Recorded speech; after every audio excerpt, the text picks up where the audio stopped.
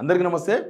రైతు భరోసా విషయంలో ఈ అసెంబ్లీలో జరుగుతున్న డిస్కషన్తోన ఇంకా తేలిపోతుంది, రైతులకు ఈ సీజన్కు రైతు భరోసా వస్తుంది అని అన్నట్టుగా కనిపించింది. తీరా చూస్తే ఏమైందంటే కాలు పెడితే మెడకు, మెడకు పెడితే కాలుకు పెట్టి దాన్ని అసలు ఎప్పుడు అమలు చేస్తారో చెప్పకుండా, ఎట్లా అమలు చేస్తారో చెప్పకుండా, విధి విధానాలు ప్రకటించకుండా జస్ట్ ప్రతిపక్షాల మీద దుమ్మెత్తిపోసి గత ప్రభుత్వం అట్లా చేసింది, గత ప్రభుత్వంలో వాళ్ళు ఇట్లా చేసిండ్రు, వాళ్ళకి ఇచ్చిర్రు, వీళ్ళకి ఇచ్చిర్రు, లక్షల కోట్లు దుర్వినియోగమైన ఇట్లా రకరకాల ఆరోపణలు చేసి లాస్ట్కి రైతు భరోసా మీద అనేక డౌట్లు. అసలు రైతు భరోసా ఉంటుందా ఉండదా, అసలు రైతు భరోసాలో వీళ్ళ ప్లాన్ ఏంది, ఇవన్నీ చాలా అనుమానాలకు తావిచ్చినాయి. నిజానికి ఈరోజు అసెంబ్లీలో రైతు భరోసా మీద చర్చించిన టైంలో అధికార పార్టీకి సంబంధించిన ముఖ్యమంత్రితో సహా వీళ్ళందరూ మాట్లాడిన మాటలు ప్లస్ ఈ షార్ట్ డిస్కషన్ స్టార్టింగ్ కన్నా ముందు వీళ్ళొక నోట్ ఇచ్చారు అందరికీ, ఎవరికి, ఆ సభ్యులందరికీ, ఎమ్మెల్యేలందరికీ ఇచ్చారు. దానిలో పొందుపరిచిన ఒక పేపర్ చాలా దాన్ని చూసిన తర్వాత అర్థమైంది రైతు భరోసా స్వరూపం ఎట్లా ఉండబోతుంది, రైతు భరోసా ఎవరికి వస్తుంది, ఏమవుతుంది అనే విషయంలో ప్రభుత్వం బహుశా చెప్పగానే చెప్పినట్టుగా కనిపిస్తుంది. వీళ్ళు ఎలక్షన్ ముందు ఏం చెప్పిండ్రు, అందరికి ఇస్తాం, ఆ రైతులకు ఇస్తాం, కౌలుదారులకు ఇస్తాం, రైతు కూలీలకు ఇస్తాం. ఆ మేనిఫెస్టోలో పెట్టినప్పుడు అందరు అడిగిర్రు అసలు ఎవరికి ఇస్తారు, ఒక ఎకరా పొలం ఉంటే రైతుకి ఇస్తారా, రైతు కూలీకి ఇస్తారని అడిగినారు అందరూ, లేకపోతే కౌలు రైతుకి ఇస్తారని అడిగినారు. వాళ్ళకి ఇస్తాం, వీళ్ళకి ఇస్తాం, వీళ్ళకి ఇస్తాం అని మాట్లాడినారు. ఇప్పుడేమంటున్నారు, ఇప్పుడు 1,00,000 కండిషన్స్ తెర మీద తీసుకొస్తున్నారు. అప్పుడేమో ఓట్ల కోసమని అందరు ఓట్లు పడాలి మాకే అని అన్నీ చెప్పేసిండ్రు. ఇప్పుడు తీసుకొచ్చి ఇప్పుడు 1,00,000 కండిషన్స్ మధ్య అసలు ఒక భయంకరమైన కండిషన్ పెట్టబోతున్నారు. వీళ్ళు రైతు భరోసా అంత ఈజీగా ఇచ్చేందుకు ముందుకు పోతలేరు. అసెంబ్లీ చర్చలో వాళ్ళు రకరకాల అంశాలను చెప్పగానే చెప్పే ప్రయత్నం చేసిండ్రు.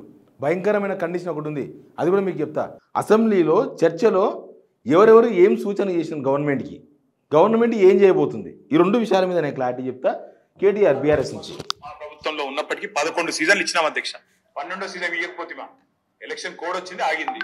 మరి మీరేమన్నారు అధ్యక్ష, డిసెంబర్ 3కు ముందు తీసుకుంటే 5,000, డిసెంబర్ 3 తర్వాత తీసుకుంటే 7,500. ఇప్పుడు మీరు చెక్కినప్పటికీ లెక్క ప్రకారం ఇచ్చినారా అధ్యక్ష? 7,500 ఇచ్చారా? మంత్రి గారు చెప్పాలా, ఇవ్వలేదు అధ్యక్ష. మార్పు 2,500 రూపాయలు అదనంగా మీరు ఎకరానికి ఇవ్వలేదు. నిన్న వానాకాలం మొత్తం ఎగ్గొట్టిరు, రైతు బంధు ఎగ్గొట్టిరు. మీరు 7,500 ఇయ్యాల్సి ఉండే ఎకరానికి మీరు ఇయ్యలేదు, మొత్తం ఎగ్గొట్టినరు.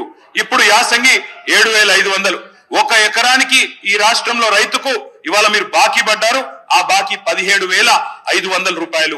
2 విడతలు రైతు భరోసాతో పాటు ఒక విడత 5,000 ఇచ్చి ఎగ్గొట్టిన 2,500 కలిపితే ఇప్పుడు నేను చెప్పిన లెక్క 17,500 అధ్యక్ష.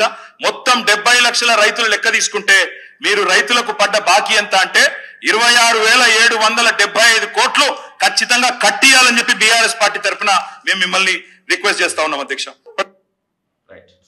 కేటీఆర్ ఏమంటున్నారంటే అందరికి ఇవ్వమంటున్నారు, మేము ఎట్లా ఇచ్చినామో మీరు అట్లా ఇవ్వండి, ఇంతమంది రైతులు వాళ్ళకు లెక్క చెప్పిండ్రు. నిజంగా లెక్క కూడా తప్పేం కాదు, ఎందుకంటే ఎక్కువ బడుగు బలహీన వర్గాల రైతులు ఎక్కువ మంది ఉన్నారు, 60-70% ఉన్నారు. వాళ్ళకందరికీ సాయం చేయాలి. 5 ఎకరాల లోపు ఉన్న వాళ్ళే 91% మొత్తం. ఏంటంటే 95%, 100కి 95%, అంటే 100కు 95 మంది బడుగు బలహీన వర్గాలకు సంబంధించిన రైతులే ఎక్కువ మంది ఉన్నారు. 91.33% 5 ఎకరాల లోపు ఉన్న వాళ్ళు, 91.33% 5 ఎకరాల లోపు ఉన్న చిన్న సన్నకారు రైతులు ఉన్నారు, దానిలో అందరూ ఉన్నారు. తర్వాత 5 నుంచి 10 ఎకరాల మధ్య ఉన్న వాళ్ళు 7.28, 10 ఎకరాలు పైబడి ఉన్న వాళ్ళు 1.39, 25 ఎకరాల పైన ఉన్న వాళ్ళు 0.09 మాత్రమే ఉన్నారు. 72,000 కోట్ల రైతు బంధులో కేవలం పెద్ద రైతులకు పోయింది 1.39, అంటే పెద్ద రైతులకు ఇచ్చింది కేవలం 1.39% మాత్రమే అని చెప్పారు. మిగతా 80% లబ్ధిదారులు దళిత గిరిజన బహుజన రైతులు ఉన్నారు. బీసీలు 54%, బీసీలు రైతులు.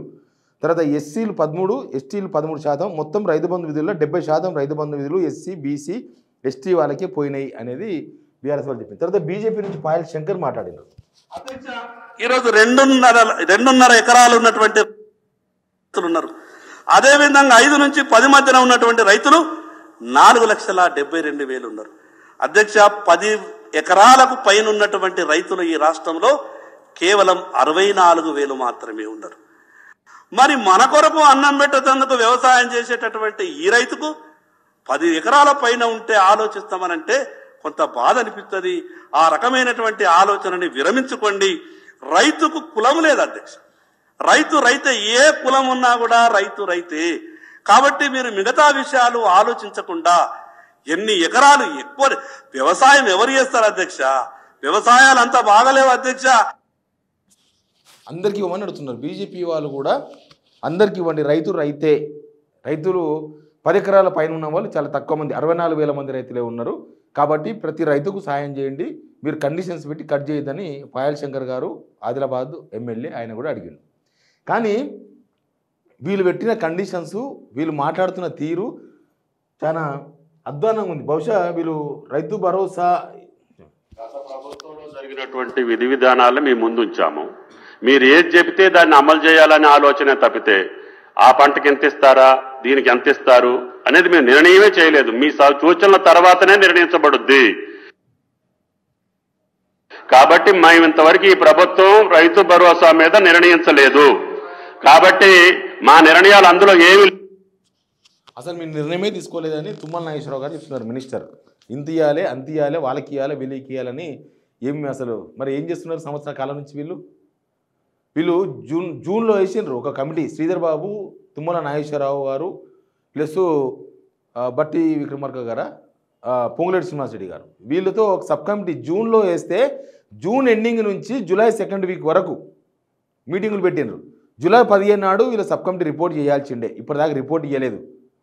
ఈయనేమో ప్రతిపక్షాలను వాళ్ళను వీళ్ళను మీరు చెప్పండి అని అడిగి మళ్ళీ రేవంత్ రెడ్డి గారు ఏమంటారు తెలుసా?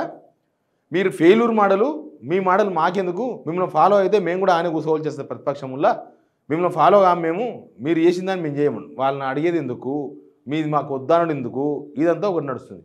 కానీ వీళ్ళు పెట్టిన ఇది చూడండి ఒకసారి, బహుశా ఇదే జరగబోతుంది అనిపిస్తుంది నాకు.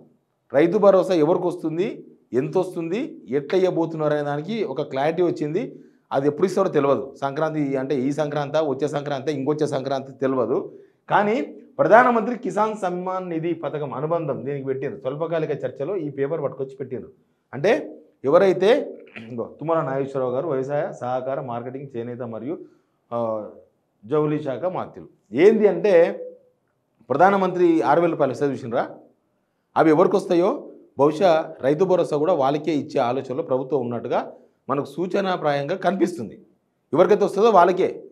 ఇంకా మళ్ళీ దీనిలో కొత్త రూల్స్ పెట్టి కొత్త పంచాయతీ పెట్టుకొని, ఎందుకంటే వీళ్ళు ఎట్లా రూల్స్ పెట్టకుండా రూల్స్ పెడతారు. ఈ రూల్స్తో పంచాయతీ ఎందుకని ప్రధానమంత్రి సమ్మాన్ నిధి యోజన వరకు వస్తుందో వాళ్ళకే వస్తుంది. అయితే వీళ్ళేం 15,000 ఇచ్చే ఆలోచన కూడా లేరు. ఇది ఒకటి గుర్తుపెట్టుకోండి, ఈ పాయింట్ చాలా ఇంపార్టెంట్. వీళ్ళు 15,000 రూపాయలు కదా, వీళ్ళు ఇష్టపడేది ఎంత, 15,000 రూపాయలు సంవత్సరానికి, అంటే 7,500 రూపాయలు సీజన్కి. ఈ 15,000లో వీళ్ళు ఇచ్చే 6,000 రూపాయలు తీసేస్తారు. 3 విడతలుగా 2,000 ఇస్తారు కదా, ఈ 6,000 కట్ చేసేస్తారు. కట్ చేసేసి మిగతాది ఎంత, 9,500 రూపాయలు మాత్రమే వీళ్ళు ఇచ్చేయాల్సింది. 9,500 2 విడతలు చేస్తారు, 2 భాగాలు చేస్తారు. 9,500 అంటే 4,500 అయితే 9,000 అవుతుంది, అదొక 250, మొత్తం 4,750 రూపాయలు ఎవ్రీ సీజన్. కేవలం ప్రధానమంత్రి స్కీమ్ ఎవరికైతే వర్తిస్తుందో, ఎవరికైతే డబ్బులు వస్తున్నాయో వాళ్ళకు మాత్రమే ఇవ్వాలనుకున్నారు. ప్రధానమంత్రి అందరికీ వస్తలేదు కదా, చాలా ఉన్నాయి. కేవలం 31 lakhs 31 లక్షల మంది రైతులే దానిలో రిజిస్టర్ ఉన్నారు, వాళ్ళకి మాత్రమే వస్తుంది. అది ఇంకొక ఫిగర్ కూడా ఉంది, 26 లక్షల మందే ఉన్నారని కూడా ఉంది. మన దగ్గర 70 లక్షల మంది రైతులు ఉన్నారు కదా, చూస్తా మొత్తం. అంటే ప్రధానమంత్రి వాళ్ళు ఇస్తున్నారు కాబట్టి మేము వాళ్ళకి మాత్రమే ఇస్తామంటే ఇంకా మా మీదికి రాదు, మేము తప్పించుకోవచ్చు అనేది వీళ్ళ మార్గంలాగా ఉన్నది. వీళ్ళు ప్రధానమంత్రి ఎవరికి ఇస్తారు, ప్రతి కుటుంబానికి 6,000 సాయం 3 విడతలు. కుటుంబం అంటే తండ్రి, తల్లి మరియు మైనర్ పిల్లలు అని నిర్వహించబడింది. అంటే మొత్తం ఒక ఫ్యామిలీ అనమాట. ఇక్కడ కూడా ఒక పెద్ద కండిషన్ ఉంది తెలుసు కదా, ఎవరికో ఒక్కరికి వస్తుంది రైతు బంధు ప్రధానమంత్రి యోజన. ఒక ఫ్యామిలీలో అన్నదమ్ములు 2, ఒక ఆయన ఒకడు ఉన్నాడు అనుకోండి, ఒక రేషన్ కార్డు, అప్పుడు ముగ్గురికి 2,000 రాదు.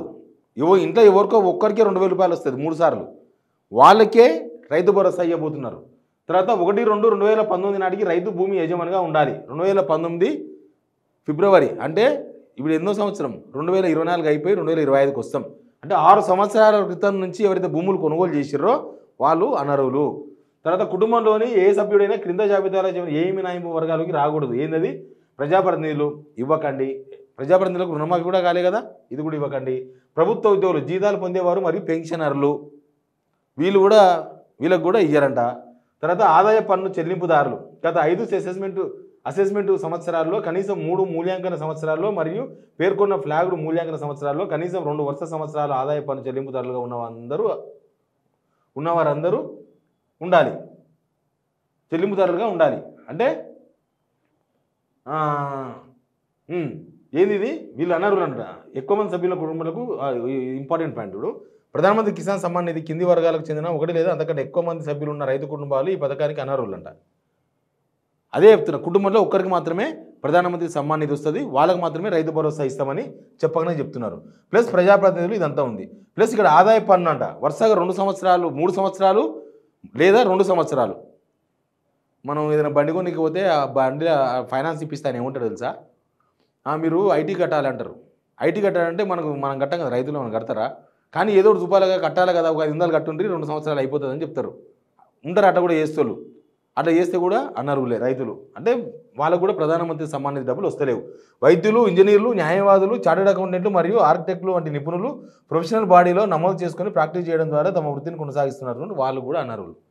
లాస్ట్కి రైతు భరోసాను ఏడు తీసుకొస్తారంటే సేమ్ మనకు ఏపీలో వైఎస్ జగన్ చేసింది గుర్తు రావాలి. వైఎస్ జగన్ స్కీమ్ ఏం తెలుసా, వైఎస్ఆర్ రైతు భరోసా. ఈ వైఎస్ఆర్ రైతు భరోసాలో ఏం చేశారంటే అక్కడ కూడా వాళ్ళు 13,500 రూపాయలు ఇస్తామన్నారు, సంవత్సరానికి 13,500 రూపాయలు. 13,500 రూపాయల్లో 6,000 రూపాయలు ప్రధానమంత్రికి వచ్చి కట్ చేసుకొని మిగతా 7,500 రూపాయలు మాత్రమే ఇచ్చింది అక్కడ రైతులకు. అక్కడ ఏం ప్రచారం చేస్తున్నారు వాళ్ళంటే మేము సంవత్సరానికి 13,500 రూపాయలు ఇస్తున్నామని చెప్పుకున్నారు. దాంట్లో ప్రధానమంత్రి కూడా కలుపుకొని చెప్పిండ్రు. సేమ్ ఇక్కడ కూడా అదే జరగబోతుంది. ఇక్కడ కూడా ప్రధానమంత్రితో కలుపుకొని మొత్తం 15,000 రూపాయలు అంటే వీళ్ళు ఇచ్చే 9,500 రూపాయలు పెట్టుకొని ఇవ్వబోతున్నారు. ఇది రైతు భరోసాకు సంబంధించిన అప్డేటు.